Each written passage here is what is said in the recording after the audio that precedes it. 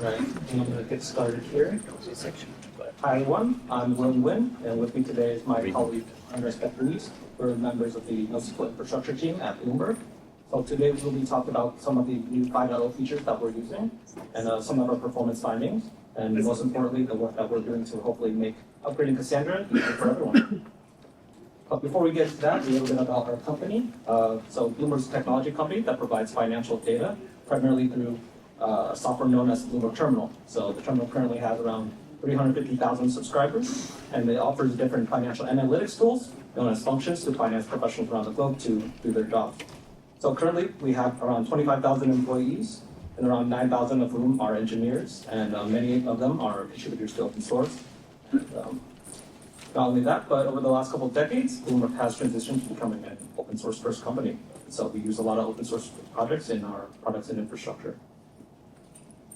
Now, a little bit about our team. We offer Cassandra as a service to engineers at Bloomberg. So our goal is to make it easy for engineers at the company to use Cassandra in their application without needing to understand the complexities of managing a large-scale distributed database.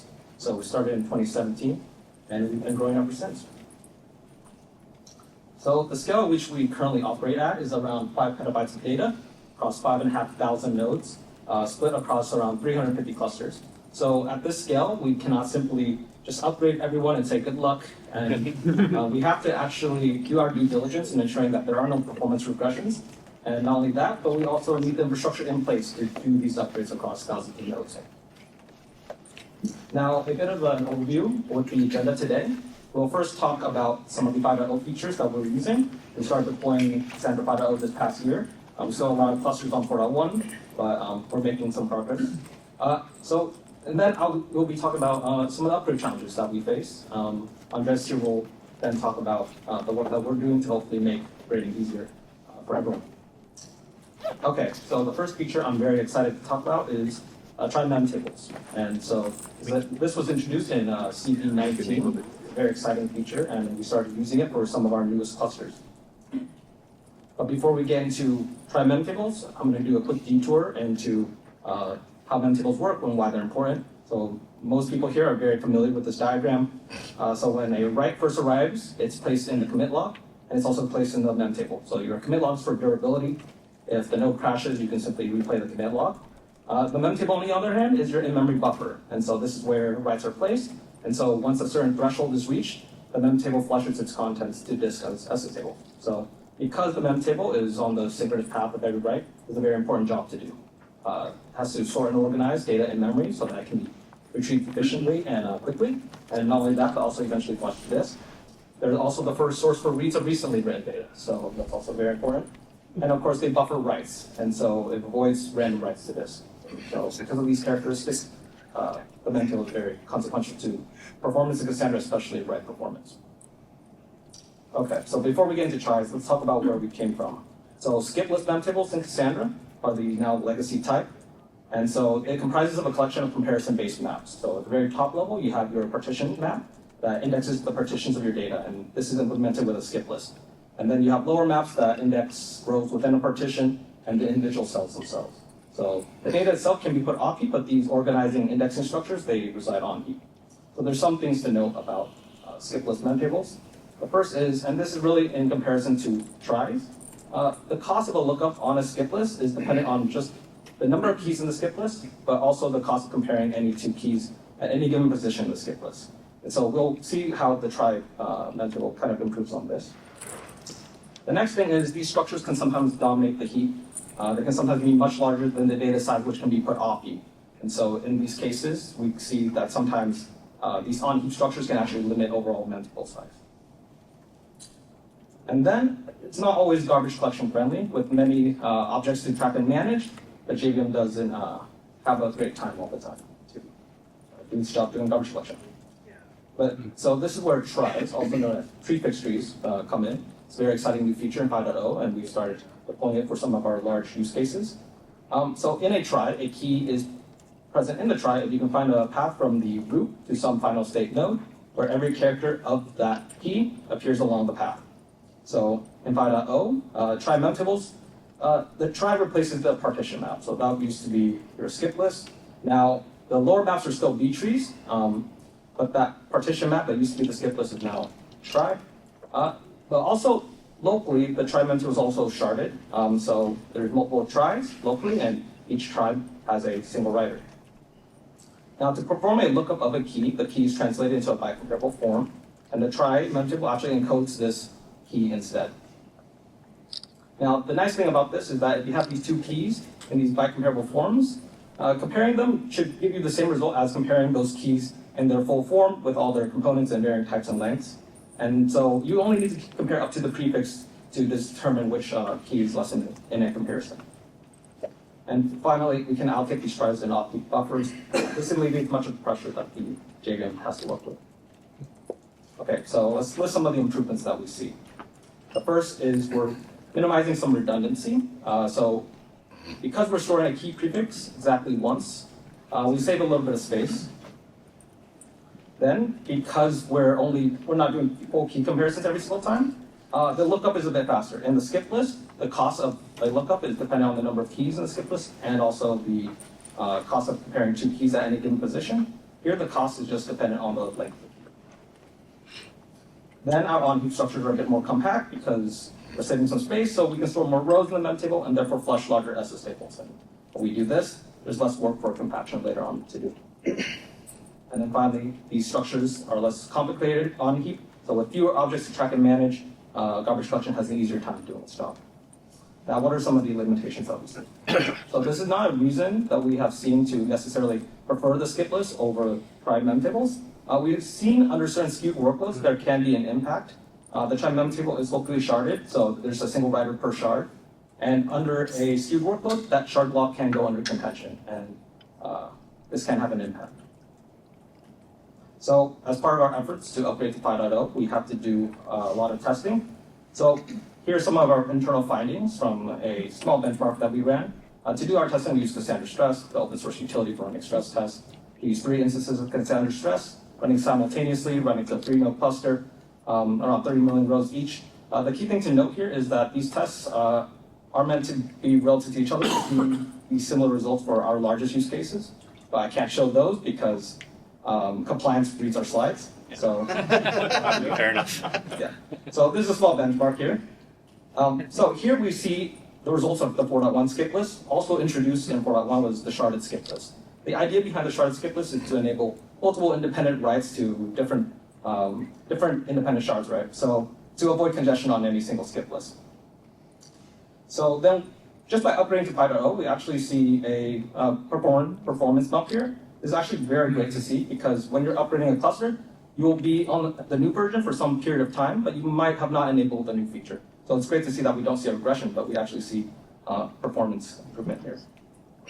And then, of course, we have the main feature, the Trie memtable, which saw around a 50% improvement over the 4.1 skip list, and I think around a 15% over the 5.0 shard skip list, at least for this test.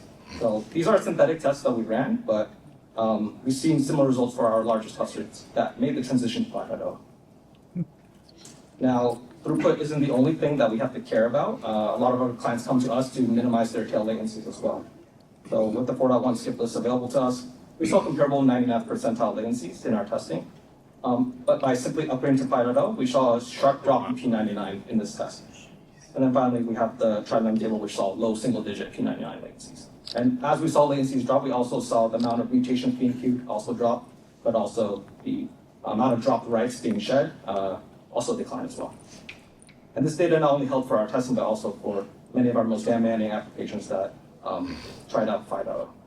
So we're very happy about these results and encourage people to upgrade to 5.0 to make use of this great feature. Okay, so enough about Trie memtables. Let's talk a little bit about secondary indexing, which is the other feature that we were very excited to see. 5.0 brought us a new option here, and as many of you know, the primary index in Cassandra is based around your partition. So when you query by partition key, Cassandra is very efficient and knows exactly which nodes to contact to satisfy your query. So secondary indexes, however, they're available to us to search on non-primary key columns. So to note, these secondary indexes are still local to the data. And so for a lot of our clients, we still just tell them like, okay, just restrict your query to the partition to avoid going across many token ranges. Okay, but let's talk a little bit about the old index, and also known as 2i. The legacy index maintains a hidden table local to the data. So there's some performance implications here. The first is that it's notoriously bad on high cardinality columns, and it's known to be very bad for disk space. And so many distinct values for an index column, you will have like an index entry for every index value. And with billions of unique values, this index can grow quite large. And then there is some significant write amplification. So with a higher cardinality column, you'd be rebuilding index entries at like the same granularity as the base table. And then finally, no one likes to use a feature where there are too many caveats and pitfalls. So, oh, the column is too high cardinality. Well, what is considered too high? Oh, it's too frequently update. Well, how frequent is too frequent? So it makes it very hard for our team to recommend a feature to our clients when there's too many pitfalls because they already have trouble like sizing their partitions. We don't want to add another complication. And so it makes it very hard for them to use it internally as well. Okay, so in 5.0, we're very excited to see this problem being tackled. Storage attached indexing, also known as SAI, was introduced in CP7. It addresses many of the issues that face the legacy secondary index. So knowing how difficult these legacy indexes were to use made us very excited about this new feature. So this diagram here shows at a very high level where it gets its name. The data and its indexes are very closely coupled. So when a write hits the Memtable, it's also written to a Memtable index. When it gets flushed to disk, it's created alongside the SS tables. So no longer are we maintaining a hidden table. The SS tables and its index files are side by side.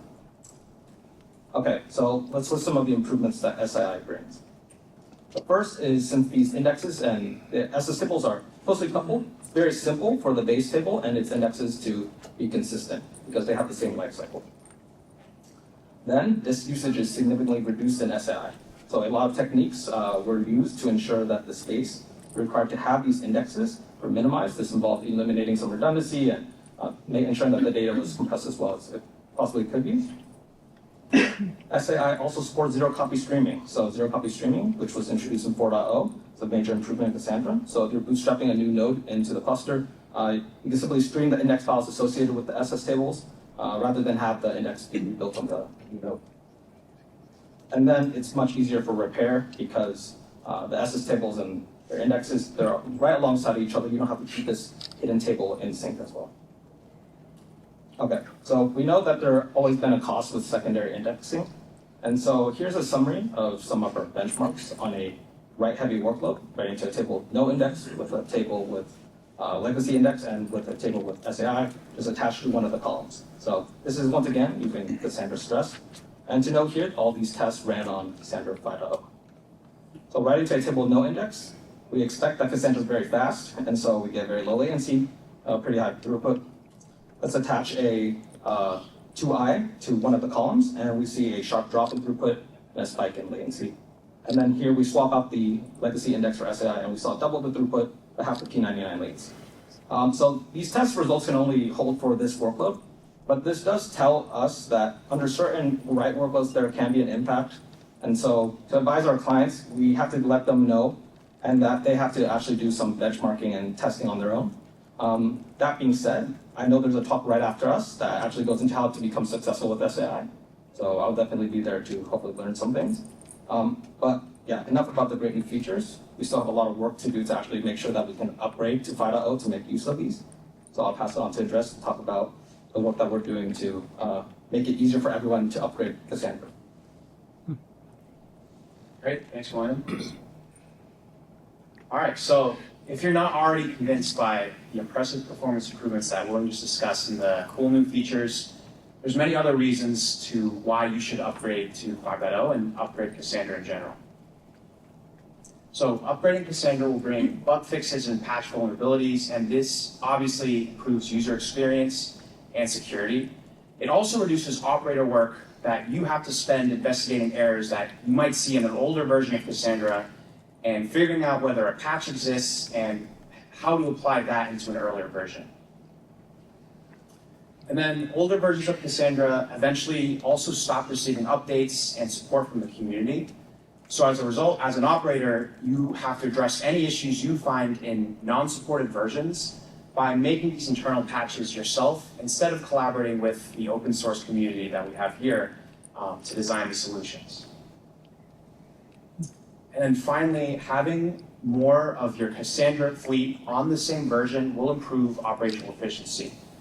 It's very difficult to keep track of which features your clients have, or you can provide for your clients when you have a Cassandra fleet across many different versions. So by upgrading all of your clusters, you can ensure that you can provide the new cool features and debugging tools for all of your users. All right, so now let's talk about the upgrade process for getting to 5.0 and upgrades in general. So performing any major version upgrade, which we've done a lot of, is a multi-step procedure that requires significant manual intervention and operator oversight in order to ensure that you can keep Cassandra online and not affect your users. So first, operators have to go through pre-upgrade steps to ensure that the cluster can actually be upgraded to that new version. So this includes verifying version compatibility, backing up all data, and then updating configurations to remove deprecated ones and set values for new ones. Then operators have to perform at least one rolling restart to update Cassandra to use the new binary. And now in Cassandra 5, we have this new configuration setting that was introduced named Storage Compatibility Mode. And we're going to talk more about this later, but for now what you need to know is that this setting determines the Cassandra major version a cluster will stay compatible with during an upgrade. So, operators first have to run a first rolling restart to update Cassandra to use the new binary. Then for getting to 5.0, you have to run a second rolling restart to set this storage compatibility mode setting to upgrading. And then finally, a third rolling restart to set storage compatibility mode to none, effectively disabling this setting. Then, operators have to perform post-upgrade steps to finish the upgrade process and ensure that all new features are being used and enabling new features that you want to use. So one of these steps, which is recommended, is upgrading SS tables via NodeTool. For those of you who don't know, NodeTool is just a command line wrapper that connects to Cassandra over JMX. And this is required to ensure that all old data files are rewritten using the new SS table format, the latest version. Then operators also have to update configuration settings to enable the great new feature that William discussed and make sure that you use them. So, you can probably tell there are several challenges with this upgrade process, not just for getting to 5.0, but upgrades in Cassandra in general. The upgrade process requires significant manual intervention, and this is because Cassandra does not come out of the box with much automation for operating clusters such as configuration management, and conducting rolling restarts, or managing the lifecycle of Cassandra nodes. And these are all key steps during an upgrade process. This problem also becomes magnified when you're operating at scale and managing large Cassandra clusters or large Cassandra fleets. So, for example, imagine stopping and starting each individual instance on a cluster with hundreds of nodes just to conduct one rolling restart. This will significantly add time to your total upgrade process and compromise operational safety potentially. Then as more and more features are introduced to Cassandra, the upgrade process becomes more and more complex. So this new storage compatibility mode setting introduced in 5.0 requires 3 rolling restarts and for operators to update the value of the setting in between each restart. So operators have to carefully read upgrade instructions in the open source projects, make sure that they understand them, and then execute them all in order to ensure a safe and smooth upgrade. So as a result of the manual and complex process, it's very hard to ensure operational safety when there's so many things that can go wrong. There's also little observability into the upgrade process or automation to roll back in case that's needed. All right, so now let's look at this new storage compatibility mode setting, because some insight into how it works can tell us how we can simplify the process of upgrading at least to 5.0. So this setting allows for SS tables, commit logs, hints, and messaging versions to stay compatible with Cassandra 4 nodes during the upgrade, and allows for rollback capability in case an operator notices performance regression. So the feature does enable some operator flexibility, but it's also been a major pain point for our team upgrading our Cassandra fleet, as it triples the amount of rolling restarts needed to complete the upgrade process. So as defined in Cassandra, the storage compatibility mode setting has 3 values. By default, this starts in Cassandra 4 mode. Here, Cassandra nodes will opt out from any new features that prevent a rollback to Cassandra 4, and this allows operators to test the new binary in isolation from the new storage format and other new features. Next, we have upgrading. At this point, Cassandra will begin to use the new 5.0 storage format, but features that are not compatible with non-upgraded nodes in the cluster are still disabled at this point. Then finally, we have none. At this point, this is when storage compatibility mode is disabled. And Cassandra will not stay compatible with older versions anymore. Data will be written using the most recent format, and this potentially prevents a rollback to previous Cassandra versions. So this setting is used in various startup paths in the Cassandra codebase when enabling new features. It's also used to determine the max allowed time to live, or TTL, for a client query. And in Cassandra, this is represented as max deletion time. So in Cassandra 5, the max deletion time was extended from the old limit of 2038 to the new one of 2106. And this is done in Cassandra 4, the storage format stored deletion time as a signed integer. The 5.0 stores it as an unsigned integer to extend this limit.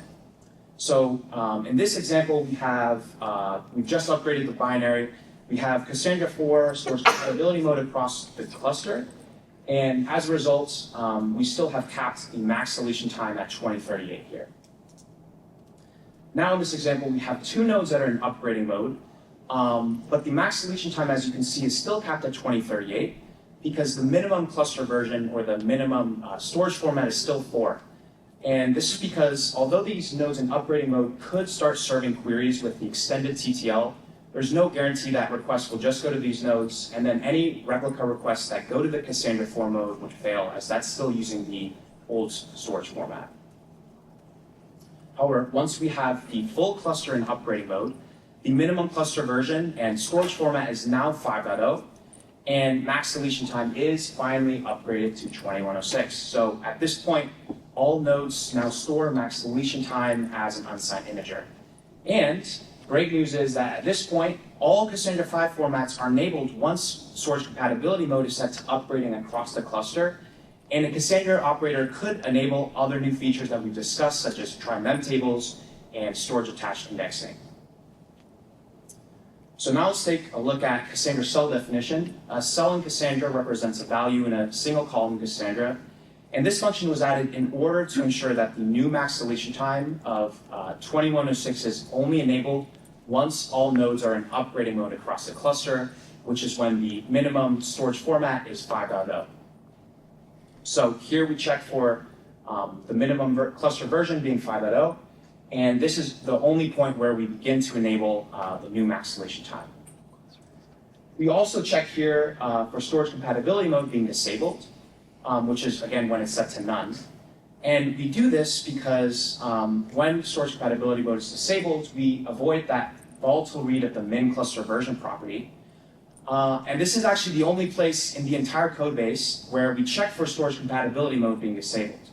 So this function is used in the write path. So we think it was added because even a slight increase in latency from the volatile read could have a performance impact on a cluster serving hundreds of thousands of queries per second. However, this was the only reason we found for running a third rolling restart to disable storage compatibility mode and finish the upgrade process. So we wanted to see whether the performance penalty was significant enough to justify the third restart. So to test the hypothesis that a Cassandra cluster in upgrading mode could perform as well as one in none mode, despite the volatile read of the min cluster version property, we did some more performance testing. So again, we used the Cassandra stress testing utility, this time with a single worker writing 30 million rows with TTL to test the performance on a 3-node cluster. We sampled, again, write throughput and P99 latency over the workload with storage compatibility mode set to upgrading and with this set to none, and ran 3 test runs and averaged the results.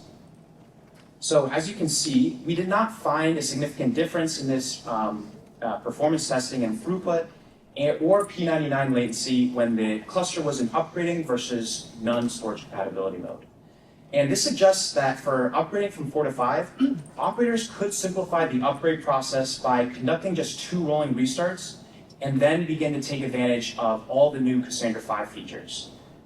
We've also opened up a ticket in the Cassandra project to track the effort in documenting this process, make sure all of our documentation is up to date. So while this might seem like a very small detail, performing 1 fewer rolling restart on large Cassandra clusters especially is a significant improvement for upgrade speed and operational safety when you're upgrading to Cassandra 5.0. So there's still other challenges with upgrading Cassandra, and in order to address them, we need to add some infrastructure. So first we need to add automation or programmatic configuration management in order to remove deprecated configurations and then set values for new ones, such as storage compatibility mode when you're getting to 5.0.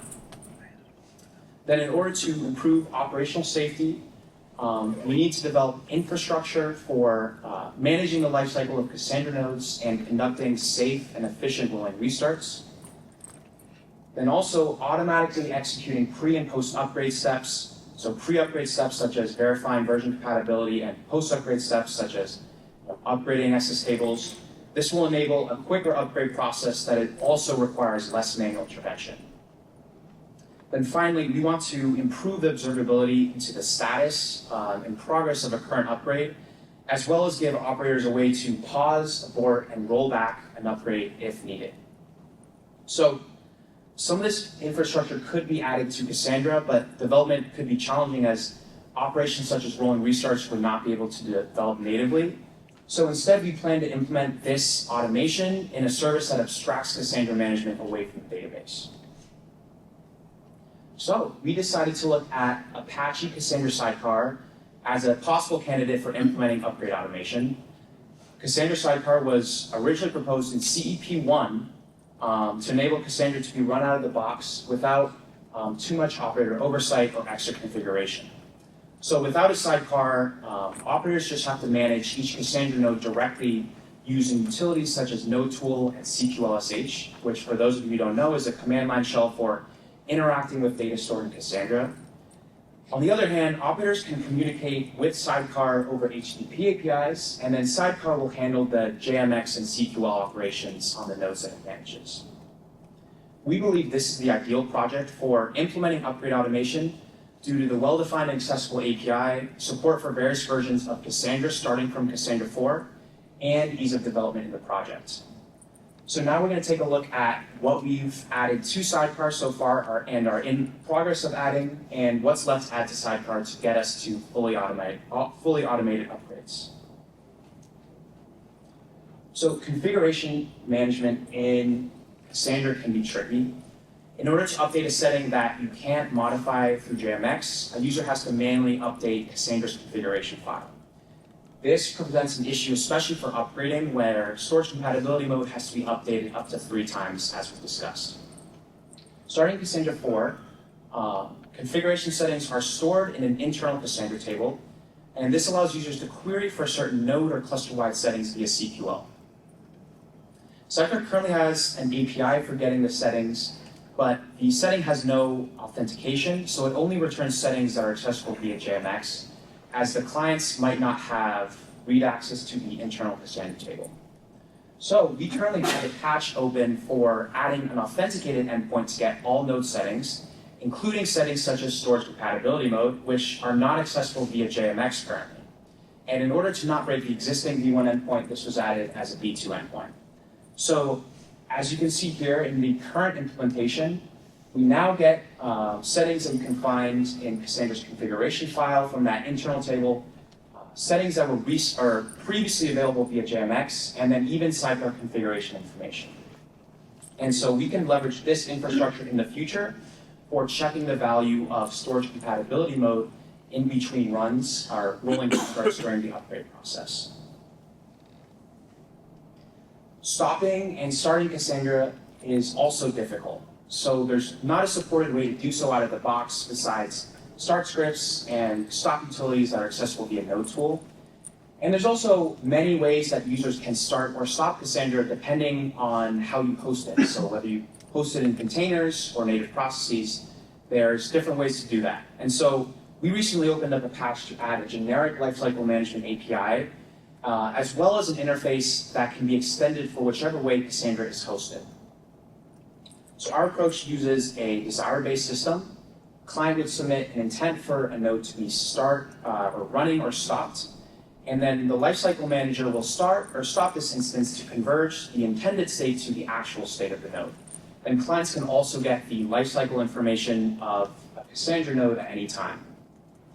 In order to make this infrastructure extensible for whichever way an operator hosts Cassandra, we provide a pluggable lifecycle provider interface that users can extend to build their own providers. So, in Sidecar's configuration file, users can specify which provider to use in the provider section to manage Cassandra lifecycle. So by default, we ship a process lifecycle provider which will manage Cassandra instances that are hosted as native processes. Internally, we're also building our own provider which will use our container orchestration agent for managing the lifecycle of those nodes. And this infrastructure will be used for rolling restarts, which, as you can tell, are an essential part of any upgrade process. So building off of the lifecycle infrastructure patch, we also recently opened CEP 53 to discuss an approach for rolling restarts. And we have several goals as to what rolling restarts should achieve. So we want restarts to be efficient and allow a configurable amount of nodes to be taken down at the same time. The approach of taking down a single node at a time to conduct a rolling restart, as we discussed, is just not scalable for large Cassandra clusters. And in the context of upgrading, it significantly adds to your total upgrade time. While we want to be able to take down a configurable amount of nodes, we also want to make sure that Cassandra is available during this process. So the process of restarting nodes should be cluster health aware process. So there's still enough replicas that are up to serve client requests. We also want to maintain health and operability of the cluster during the restart process, even after a failed restart. So Sidecar instances should be able to retry nodes that are not able to restart, and if that's not possible, before marking a restart job as failed, we want to bring back any down nodes before marking the job as failed. And this will allow for as little operator intervention as possible after failure. Then finally, this should be an operator-friendly infrastructure, and we want to provide operators the APIs to manage restart jobs effectively. So this includes pausing, aborting, and resubmitting failed restart jobs as well. Our current design proposes a distributed approach, where Sidecar instances would track the operation state in a pluggable storage. So for the default implementation, we could use Cassandra as a storage, and Sidecar would leverage new internal Cassandra tables to coordinate a plan for determining which Sidecar instances should restart Cassandra nodes concurrently. Then each Sidecar instance would monitor the status of the restart job by periodically querying an internal Cassandra table, and then using the lifecycle infrastructure we just discussed, use that to stop and start local Cassandra nodes. So we've done a lot, but there's still a lot of work left to be done to fully automate upgrading to 5.0 and beyond. After merging in the patch for getting settings the get settings API for Sidecar, we plan to add another authenticated endpoint for updating those settings. So this will allow a larger upgrade plan to smoothly update storage compatibility mode in between each rolling restart. Then, after confirming a final design for rolling restarts with the open source community, we'll also focus on working together to implement this restart functionality in Sidecar. And finally, future efforts will focus on designing endpoints for creating, executing, and monitoring upgrade plans, making sure that these endpoints are extensible for future versions of Cassandra as well, such as Cassandra 6. And so our team is beginning to brainstorm and work on CEP for upgrade automation as well. So we hope that all of the new features and performance improvements that William discussed have you excited to upgrade to 5.0. And anyone who's interested in learning more about 5.0 or working together on the upgrade automation effort, please come chat with us later. And we have a few minutes left, so we'll open up for questions.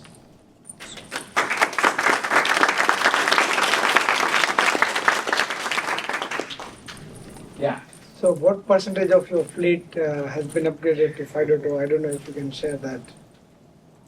I don't have the statistics on that. Isaac might be able to speak to that. Not that many yet, but we're working on it. It's about 10 or 15%. Right. I ran the numbers yesterday. Any hiccups or so far so good? We've reported one repair bug, what appears to be a repair bug, but we're not sure quite yet. But for the most part, it's actually been pretty nice. Thank you. Yeah. If you use Sidecar to make changes in the configuration dynamically, so to speak, do you also then have to manage the Cassandra.yaml file to keep in sync just in case of a restart, reset, new node added, something like that? Yeah. I think you would have to. I haven't thought about that, so we'll think about that when we're thinking about the upgrade automation. Fair enough.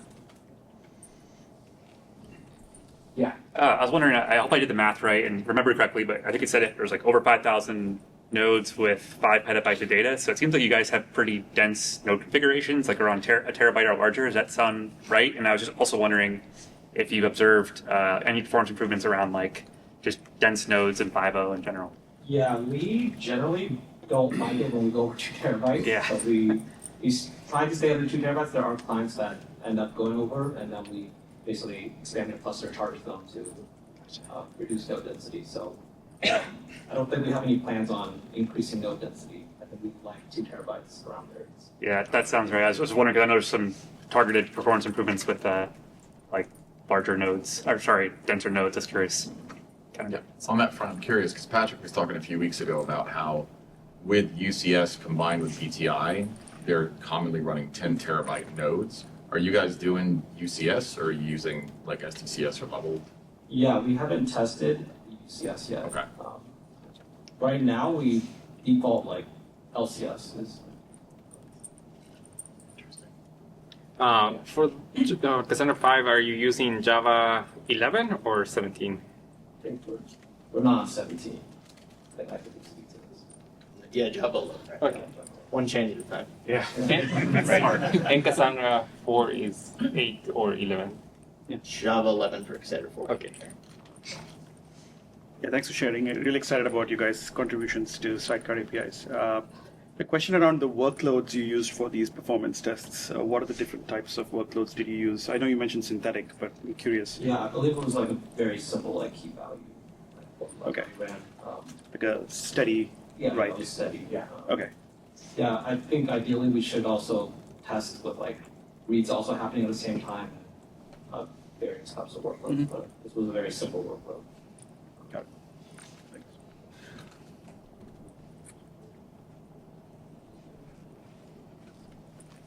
So during the upgrade, you had some statistics that, or when you were doing the try based Memtable statistics, I think you showed that there was improvement between 4.1 and 5. Do you know why that? I do not know why.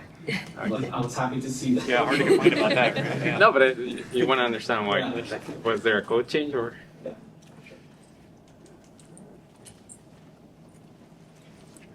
So you pointed out that upgrading and none are almost identical in performance. Would you do a rolling restart to upgrading and then just change the config and let natural restarts Yeah, exactly. move to none after that point? Yeah. Is that the idea? Exactly. Because that way you're not like, first you're able to enable new features right away. Right. I think it would also be worth, and we don't want to test on our like biggest use cases, but it would be worth doing workloads with hundreds of thousands pushing million of requests per second to see that effect. But based on this test that we ran, we did see that it's worth just setting that value, and then as you naturally have to bounce Cassandra nodes, the storage compatibility mode would be disabled. And as we've shown, it doesn't make a difference in which features are enabled. So having like a mixed none and upgrading clusters should be fine. But more work needs to be done to make sure that that's true for high volume. Yeah, so I don't think we're gonna like dictate you. Just suggests to operators that you can start using this cluster after 2 rolling restarts. Yeah.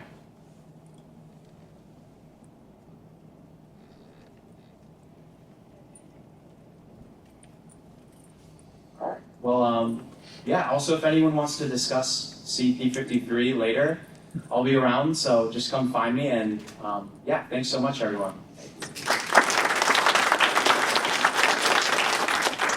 Literally chose like